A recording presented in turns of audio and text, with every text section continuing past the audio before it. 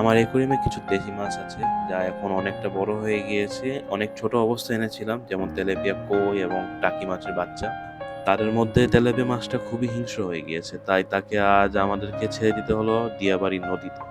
নদীর পাশে যেতে না যেতেই চোখে পড়লো ঝাঁকে ঝাঁকে জোনাকি পোকা। টু বি অনেস্ট, লাইফে ফার্স্ট টাইম আমি এই জোনাকি পোকাগুলোকে দেখলাম, এবং অনেকটা সময় ধরে আমি সেখানে দাঁড়িয়েছিলাম দেখার জন্য, এবং সাথে ধরার জন্য একটু এক্সাইটেড ছিলাম। বাট আমি তাদেরকে ধরতে পারিনি, খুব দূরে দূরে উঠতেছিল।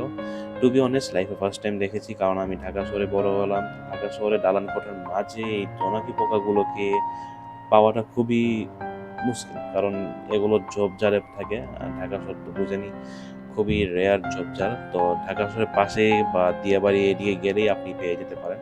তো বেশি সময় ছিলাম না ওখানে, 2-1 ঘন্টার মধ্যে ফিরে আসতে হলো আমাদেরকে।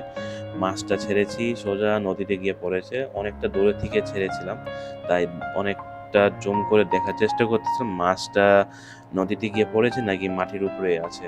তবে পরবর্তী ভিডিওতে দেখা গেল যে মাছটা সোজা পানিতে গিয়ে পড়েছে। আশা করি যে তেলাপিয়া মাছের জন্য এই নদীটা যথেষ্ট বড় হবে, এবং বড় হয়েছে ছোট্ট এক অ্যাকুয়ারিয়ামে, এখন সে সমুদ্রের মতন এক বিরাট নদী পেয়েছে। তো দোয়া করি যে মাছটা সুস্থভাবে থাকুক এবং জীবনযাপন করুক এই বড় এক নদীতে। ধন্যবাদ সবাইকে।